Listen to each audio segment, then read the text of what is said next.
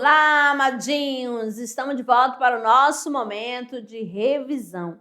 Aula 15.2, falando do implícito, de ambiguidade e semântica. Tá certo? O que está por trás de uma charge? O que está implícito? O que está subentendido numa fala, numa conversa? Quando que eu encontro ambiguidade? O que é semântica? Aí você vai lembrar, semântica, significado, sentido das palavras. Qual o significado? Tem a palavra dentro de um contexto, certinho? Vamos lá! Então, aula 15.2, temos aqui o implícito pressuposto, né? Ó, querido, o que você prefere? Uma mulher bonita ou uma mulher inteligente? Nenhuma nem outra, você sabe que eu gosto de você. Então, aqui, nessa tirinha, né? Nesse quadro, nessa imagem, você vê o que está por trás, né? Que ideia expressa de maneira explícita. O que você vai entender aí? Que a esposa, ela não é bonita, que a esposa também, ela não é inteligente, tá certo?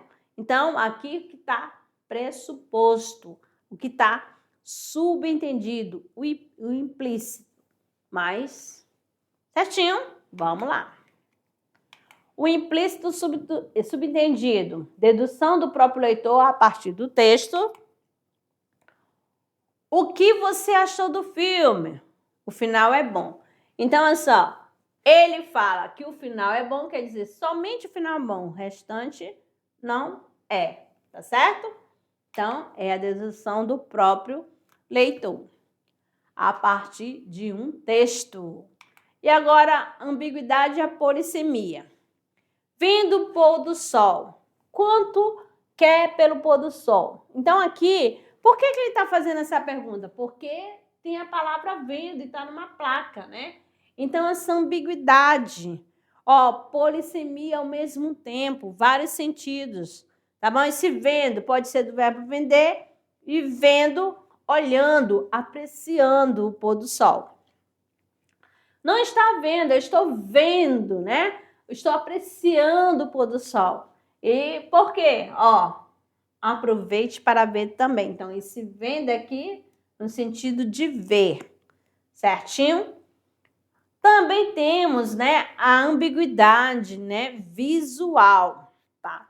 Que pode ter a ambiguidade verbo visual, quando você tem a imagem com o texto, mas também temos ambiguidade somente pela imagem, como acontece aqui.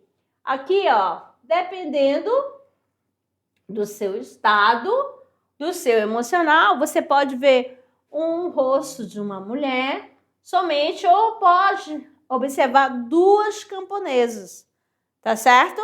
Essa primeira representa os olhos, né, do rosto da mulher, e a segunda representando a boca, e esta parte aqui, o quê? O nariz.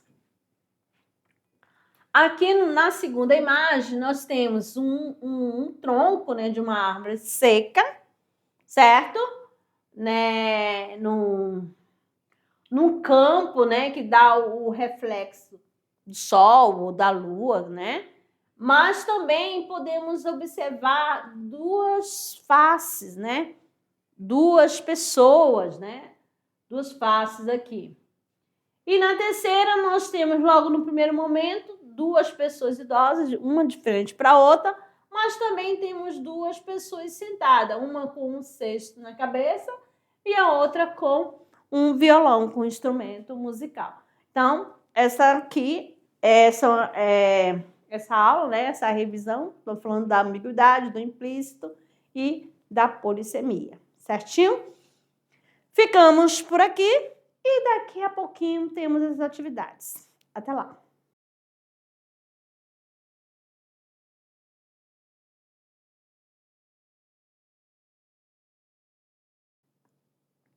Olá, amadinhos! Chegou ao momento do Tirando Dúvidas, resolução da atividade de sala.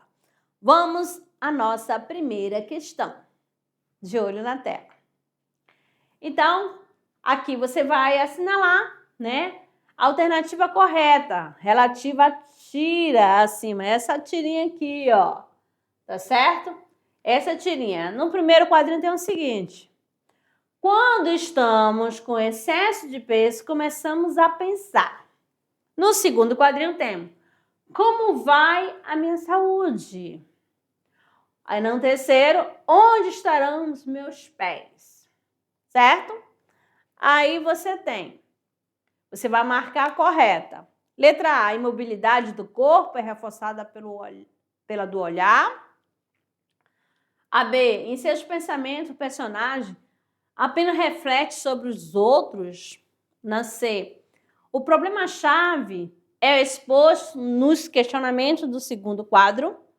A D, o terceiro quadro subentende uma limitação imposta pelo excesso de peso. Na E, a pergunta do último quadro tem a resposta implícita na pequenez dos pés. Então, qual é a alternativa correta? Relacionada a esta tirinha aqui, tá bom? Aí você analisa. Sempre que você vai fazer uma questão que faz uso, né, de um texto, de uma linguagem híbrida. O que é isso? Você vai da linguagem verbal, da linguagem não verbal. Você analisa o todo, tá bom? Então, relativa a tira. Qual é a alternativa correta? A, B, C, D ou E. Nós temos aqui a letra D. O terceiro quadro subentende uma limitação imposta pelo excesso de peso, tá bom? Por isso que aqui a gabarito, letra D.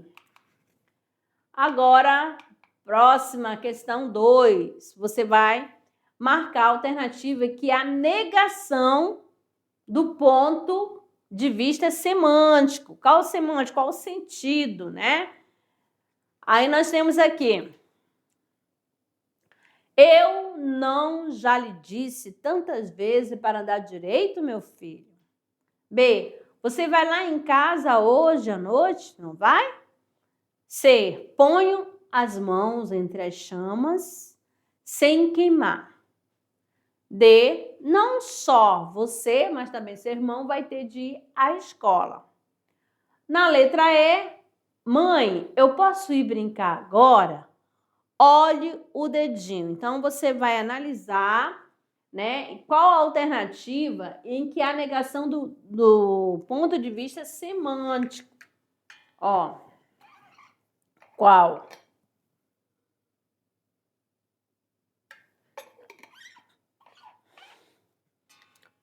Pode usar outras palavras com sentido negativo, tá bom? Que significa, né? Então, quando eu falo assim, eu não já lhe disse tantas vezes para andar direito, meu filho? Esse não aí, né? Já sabe que é um não de negação mesmo. A mesma coisa acontece. Então, no campo semântico, nós temos a alternativa letra E. Quando a mãe diz assim, mãe, eu posso ir brincar agora? Ela diz assim, olha o dedinho. Quando ele fala, olha o dedinho, esse dedinho no campo semântico está dizendo o quê? Não. Então, qual o sentido de olhar o dedinho? Então, ó, negando, que há uma negação. Beleza? Agora, aqui próximo para vocês, nós temos aqui, ó, essa tirinha. Querido, o que você prefere? Uma mulher bonita ou uma inteligente? Nenhuma nem outra, você sabe que eu só gosto de você. Então, aqui você... Ó, considerando os efeitos de humor construído na tirinha, o sentido implícito da resposta do homem está relacionado ao fato de quê? A que fato? Aí você vai aqui, letra A, ele tenta valorizar a companheira, sugerindo que ela reúne a beleza, a inteligência, mas a mulher não percebe sua intenção. Ou a letra B, ele demonstra não se importar com os padrões de beleza ou inteligência, porque o amor verdadeiro supera qualquer característica física ou intelectual. C. Ele acredita que a pergunta é desnecessária, pois já havia afirmado anteriormente que gosta apenas dela. D, ao tentar ser carinhoso, acaba insinuando que a mulher não é nem bonita e nem inteligente, gerando humor pelo duplo sentido da fala. E na letra E, ele evita entrar em conflito utilizando uma resposta evasiva que impede qualquer interpretação negativa por parte da mulher. Essa daqui ficou fácil porque a gente já comentou, né, no período, né, quando eu comecei a explanar. Então, A, B, C, D ou E. A letra D, né, que fala assim, ele tenta ser carinhoso e acaba insinuando que a mulher não é nem bonita e nem inteligente. Tá certo? Beleza? Vamos para a próxima. Quarta questão. Todas as sentenças abaixo apresentam ambiguidades. Assinale a alternativa em que a ambiguidade não pode ser desfeita com a simples alteração na ordem das palavras. Então, você vai ver aqui, na letra A, as crianças comeram o bolo e o sorvete de chocolate. Ele viu a moça com binóculo. C, acabaram de roubar o banco da entrada da universidade. D, as crianças esconderam os brinquedos que encontraram no porão. E ela saiu da loja de roupa. Então, qual é a alternativa, né? Que não pode ser desfeita com a simples alteração na ordem das palavras. Então, A, B, C, D ou E, nós temos aqui a letra C, né? Acabaram de roubar o banco da entrada da universidade. Então, pode fazer a troca.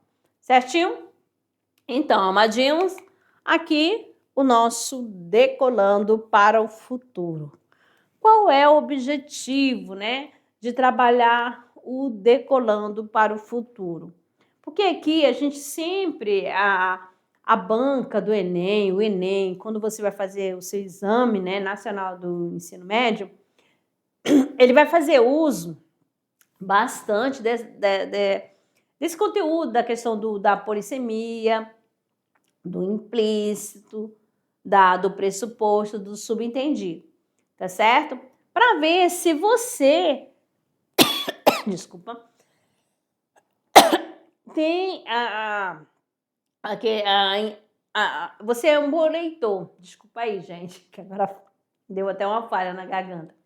Você é um bom leitor.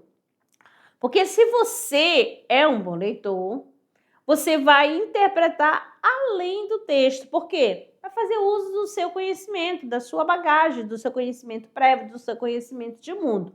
Certinho? E ele vai ter essa noção. Por isso que há a necessidade de você se tornar um bom leitor. Leia gibi, leia romance, leia, assista a séries, tá certo? Não importa qual gênero literário que você vai escolher. O importante é que você seja um bom leitor para fazer uso no momento de uma interpretação textual, que isso facilita bastante. Certinho? Então, nós temos aqui a quinta questão do decolando. Vamos lá. Aqui nós temos uma charge, certinho? E você vai observar aqui. Olha o todo, tá bom? Aqui fala aquecimento global. Não, botaram fogo no meu ônibus. Olha bem, sabe que a charge, ela sempre que está por trás de uma charge. Chamar a atenção de você, leitor, da sociedade. Traz uma crítica social, tá bom? Pode ser um alerta e você vai ter que tirar dali a mensagem. O que está por trás dessa charge? Então, aqui nós temos, nessa charge, o que é criticado. Na letra A diz o seguinte: o vandalismo praticado contra um bem comum. B, o descaso das autoridades contra a violência urbana. C, o desrespeito às leis da preservação do meio ambiente. D, a preocupação com o aquecimento global e os problemas ambientais causados pelo homem. Então, você tem aqui, né?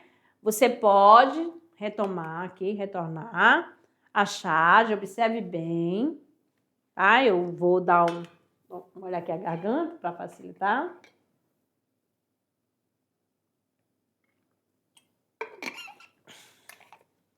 E aí? A, B, C, D ou E. Chegamos aqui ao gabarito letra A, né? O vandalismo praticado contra um bem comum, né? Que bem comum é esse? Aí você vai ver lá, né? Tacaram fogo no meu ônibus, tá certo? Quando ele fala isso, beleza? Aqui, ó. Cadê? Mudando aqui para vocês. Não foi. Então, vamos adiante. Agora, ao nosso clube de leitura. Aqui no clube de leitura, nós temos na unidade 1, né, Iracema. Aqui possui um grande valor estético e histórico, faz parte da trilogia escrita pelo escritor José de Alencar, o Guarani, o Birajara e Iracema. Essa obra relata a história de amor entre a índia Iracema e o europeu Martim Soares Moreno. O romance começa porque Martim ficou encarregado de colonizar a região, atual Ceará, e foi ali que ele conheceu Iracema, a virgem dos lábios de mel. E aqui, essa primeira imagem aqui está representando o quê? Né? A Iracema, que ela ficava sozinho lá no litoral, tá certo? Enquanto o seu esposo, o marido, o seu amor foi a quê? Colonizar outras terras, né? Então, sim, essa representação de Iracema feita por quem? Por José Maria de Medeiros. E aqui é uma outra imagem também focando em Iracema. Tá certo? A Virgem dos Lábios de Mel. Vocês estão gostando da história? Porque Iracema, ela deixou o seu povo e foi em busca, né, do seu amor, né? Que ela se apaixonou por quem? Pelo Martim, que era o colonizador europeu. Tá certo? Aí já está mostrando, né, essa questão da miscigenação, né? A mistura, né? A questão, o europeu chegou dominando o quê? O Brasil, né? A colonização, aí começou as transformações, beleza? Saindo daqui, a nossa mensagem do dia. Nós temos aqui, comece onde você está, use o que você tem, faça o que você pode. Exatamente, para começar, basta você dar o primeiro passo. Não desista. Como diz a nossa amiga, né, Alessandra, devagar e sempre. Certinho? Então, amadinhos, muito obrigada pela companhia de você, professor presencial, vocês estudantes, tá certo? E até a próxima aula.